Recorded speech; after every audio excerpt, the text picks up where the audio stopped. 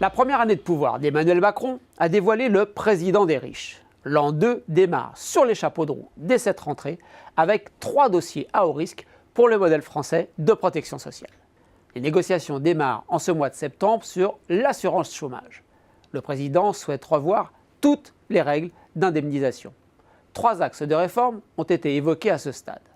D'abord, réduire les dépenses liées au chômage de longue durée en incitant ceux privés d'emploi à retourner plus vite sur le marché du travail par la dégressivité des allocations.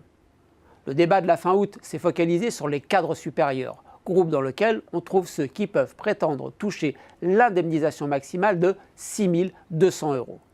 Cela concerne aujourd'hui 776 personnes, 0,02% des bénéficiaires. Gageons que le débat sur la dégressivité ira au-delà des cadres sup. En faisant l'hypothèse que des postes sont disponibles, cela signifie-t-il qu'il faudra accepter plus vite ce que les entreprises ont à proposer, quelle que soit la qualité de l'emploi, la distance à parcourir, le secteur proposé, etc. À suivre. Deuxième piste, revoir la possibilité de cumuler les salaires issus d'un petit boulot et les allocations chômage qui viennent en complément pour assurer un minimum de revenus. Une machine à travailleurs pauvres. Enfin, instaurer un système de bonus-malus qui pénalise les entreprises multipliant les contrats courts ou favorise celles ayant le moins recours. Mais on voit mal ce gouvernement qui pense que seuls les chefs d'entreprise créent de la richesse aller très loin dans ce domaine.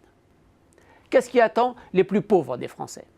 Le slogan de communication du président sur le pognon de dingue que nous coûtent les plus démunis avait clairement fixé le cap d'une réduction des aides sociales.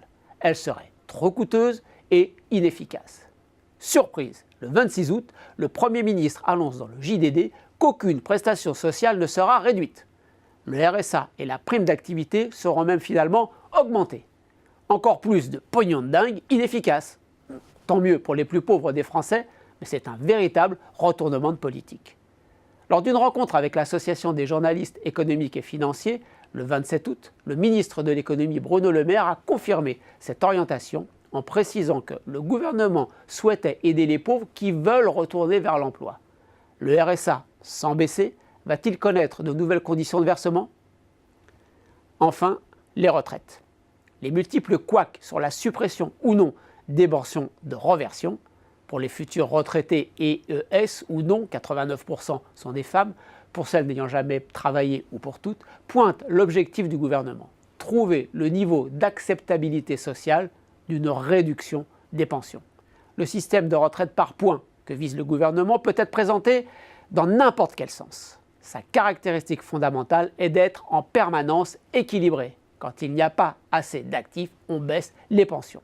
Ou alors, comme pour les chômeurs, comme pour les pauvres, il faudra travailler plus longtemps.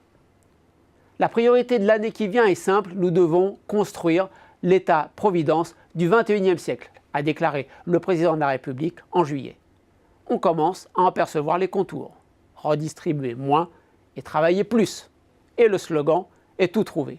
Ne te demande pas ce que l'État peut faire pour toi, demande-toi ce que toi, tu peux faire pour toi.